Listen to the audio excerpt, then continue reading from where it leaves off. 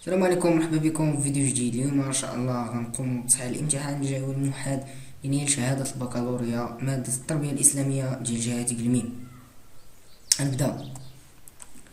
بسم الله الرحمن الرحيم. اقرأ الوضعيتين جيدتين ثم أجب عن الأسئلة. الوضعية التقويمية الأولى: يعاني صديقكم سليمان في الآونة الأخيرة من مشاعر الغضب والقلق والميل إلى العزلة، فتشاورتم فيما بينكم وتم تكليفك بمهمة محاورته لمعرفة السبب ونصحه.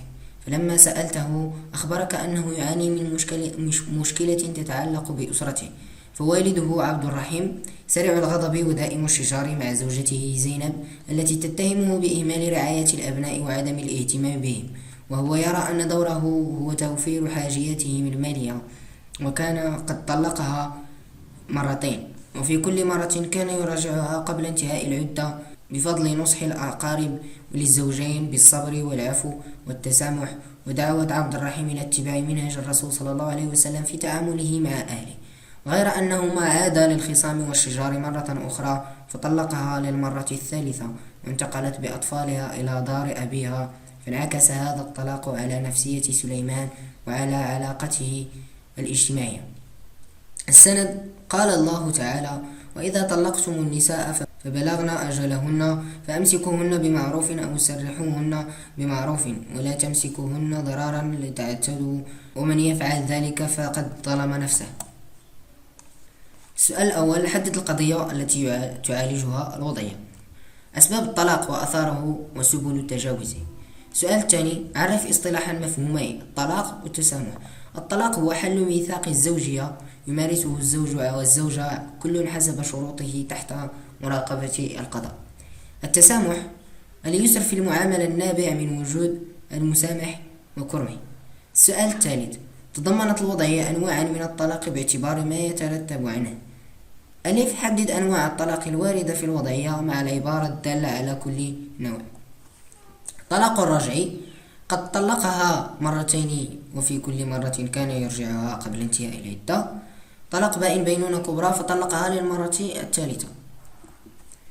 باء: ما هي الشروط التي يجب توفرها إذا أراد عبد الرحيم مراجعة زينب التي طلقها للمرة الثالثة؟ انقضاء عدتها من رجل آخر، تزوجها زواجا صحيحا ودخل بها دخولا شرعيا دون التحيل بزواج صوري، أن يعقد عليها بعقد وصداق جديدين. السؤال الرابع: استنبط من السند مضمونا مناسبا. بيانه تعالى لأهم آداب الطلاق التي شرعها الإسلام. السؤال الخامس: نصح الأقارب الزوجين بالصبر والعفو وتمثل منهج الرسول صلى الله عليه وسلم في تعامله مع أهله. ألف: كيف كان تعامله صلى الله عليه وسلم مع زوجاته؟ كان النبي كريم العشرة مع زوجته، يلاطفهن ويمازحهن ويعاملهن بود وإحسان ويشاركهن في أعمال البيت. باء: انطلاقا مما درست اذكر موقفا لكل من النبي محمد صلى الله عليه وسلم ونبي الله يوسف عليه السلام يثبت اتصافهما بقيمة العفو. يظهر ذلك من خلال عفو النبي عن أهل مكة يوم الفتح، قال: اذهبوا فأنتم الطلقاء. وعفو يوسف عليه السلام على إخوته عندما صار عزيز مصر، قال تعالى: قالوا تالله لقد آثرك الله علينا وإن كنا لخاطئين، قال: لا تثريب عليكم اليوم يغفر لكم وهو أرحم الراحمين. تاء: املأ الجدول الآتي بما يناسب. إن القيمة المضمون الصبر ولا هي المضمون، هنا القيمة وهنا المضمون، هنا الآيات المناسبة من سورة يوسف. الصبر: قال الله تعالى: قال بل سولت لكم أنفسكم أمرا فصبر جميل والله المستعان على ما تصفون. بالنسبة للمضمون، نصح يعقوب عليه السلام،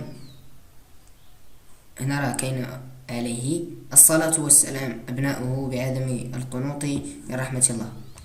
الآية المناسبة: قال سبحانه: ولا تيأسوا من روح الله إنه لا ييأس من روح الله إلا القوم الكافرون. يوسف الآية 87. السؤال السادس: هل تتفق مع الأب عبد الرحيم في تصوره لرعاية الأطفال؟ علل جوابك.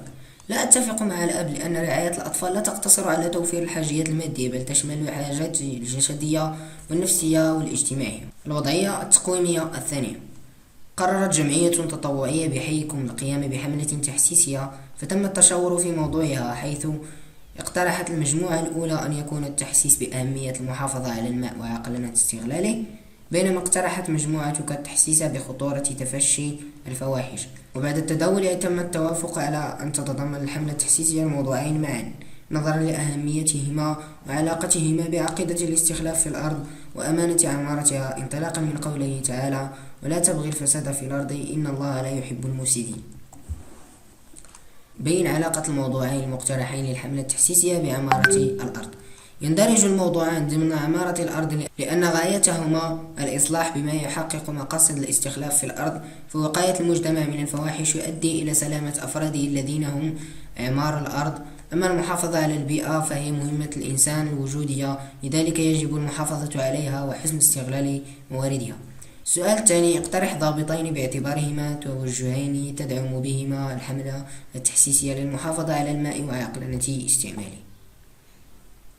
من ضوابط استغلال الماء: اعتماد منهج الوسطية والاعتدال في استغلال الماء والاستفادة منه، التخطيط المحكم وحسن التدبير، النهي عن الفساد والخراب كالتلوث، تحريم الإسراف والتبذير، تحقيق التوازن بين مصلحة الأجيال الحاضرة والأجيال المقبلة أي التنمية المستدامة.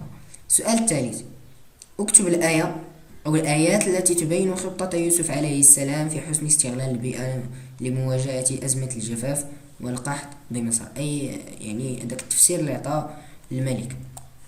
قال تعالى: قال تزرعون 7 سنين دأبا فما حصدتم فذروه في سنبله إلا قليلا مما تأكل. السؤال الرابع: اذكر نموذجين من النماذج التي درست والذين يمكن الاقتداء بهما في مقاومة الفواحش. عندنا جوج: عندنا يوسف عليه السلام فشراودته العزيز وقال لها فشراودته امرأة العزيز قال لها لا، وعثمان بن عفان رضي الله عنه أي قيمة الحياة. السؤال الخامس: كيف يساهم الاعتقاد الإيماني في توجيه شباب اليوم إلى تجنب الفواحش والعناية بالبيئة؟